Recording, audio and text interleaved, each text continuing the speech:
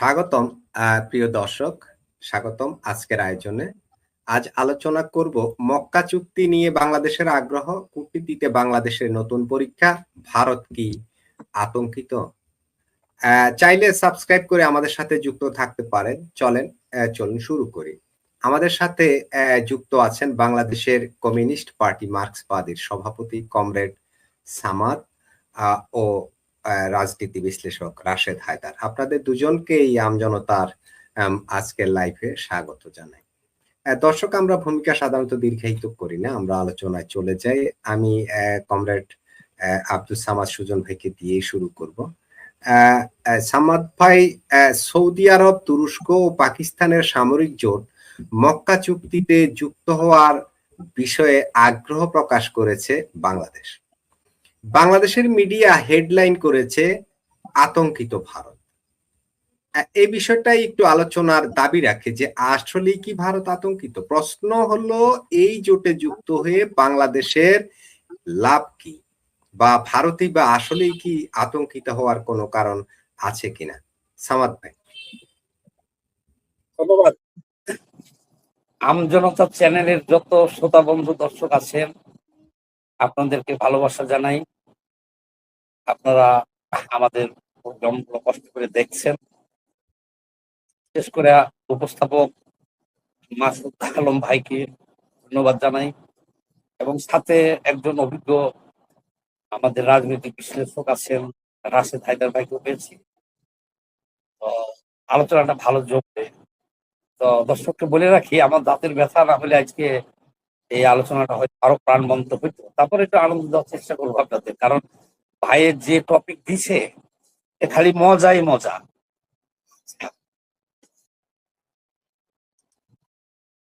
এই ধরেন হাজার হাজার বছর আগে কথা বলি, দিয়ে শুরু করি। একটা সুন্দরবন ছিল, সেই সুন্দরবনে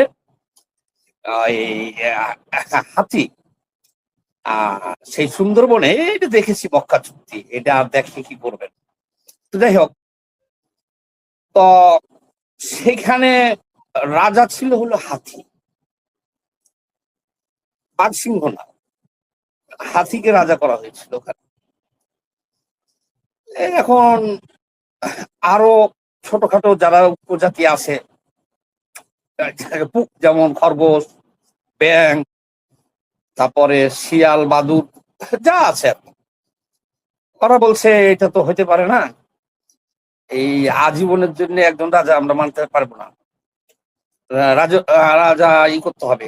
যেমন পুকুর, তাহলে এই পুকুরটা আমাদেরকে, ব্যাঙেরা বললো আমাদেরকে দিতে হবে, আমরা স্বাধীনতা চাই। তো যাই হোক, হাতি রাজি হয়ে গেল, সবাইকে স্বাধীন করে দিল। পুকুরে থাকবে হলো ব্যাং, তারপরে খরগোশদের নির্দিষ্ট এলাকা, ইন্দুরের নির্দিষ্ট এলাকা, ছাগলের নির্দিষ্ট এলাকা। তো যাই হোক, এখন রাজ্য দিয়ে দেওয়ার পরে একদিন ঘোষণা দিল যে হাতি কি করে ওই ব্যাংকে দাওয়াত দিল হাতি,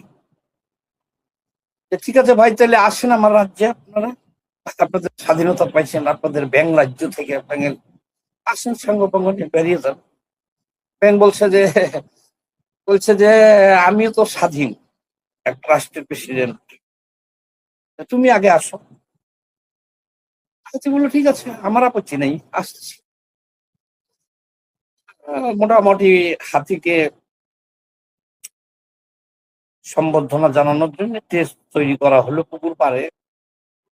সেখানে ব্যাং সব বসছে, এবার হাতি আসে দাঁড়ালো। এখন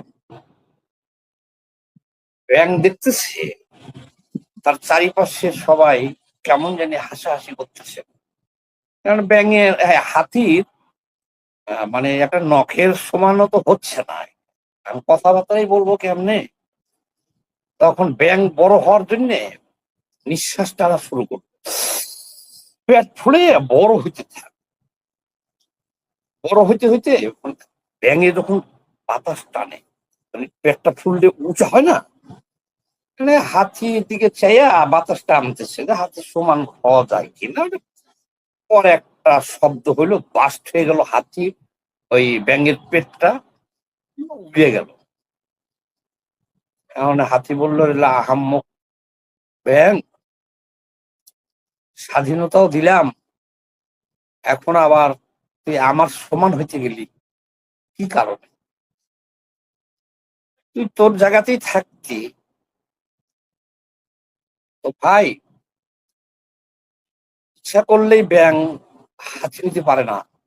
হাতি কি হলো, ব্যাঙের হাতি হইতে যে কি হইলো, সে বাস খেয়ে মারা গেল।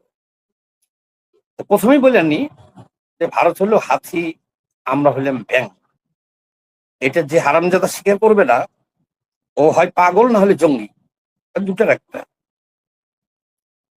আপনাকে এই আধুনিক যুগে আপনাকে তো হিসাবে আসতে হবে। জঙ্গিদের হিসাব হলো 2 2, 2 আর 2 5, ওই হিসাব চলবে না, 2 আর 2 4 করতে হবে আপনাকে।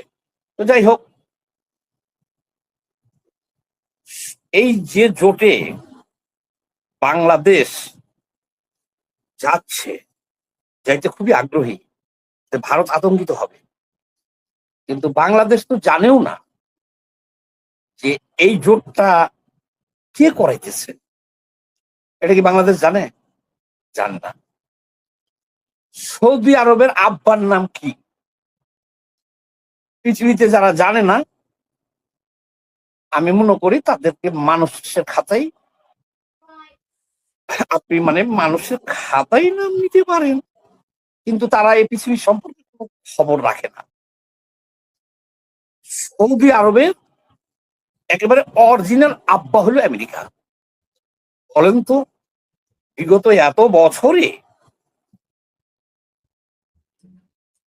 ইসরায়েল সহযোগিতা করছে, ফিলিস্তিনে গণহত্যা চালাইছে, সৌদি আরবের ডলার দিয়া, অস্ত্র দিয়া। ইসরায়েল নির্দেশ কার? ওনার আব্বা। এই যে 2 লক্ষ ফিলিস্তিনিকে হত্যা করলো, সৌদি আরব কি ইসরায়েলের পাশে দাঁড়াইছিল?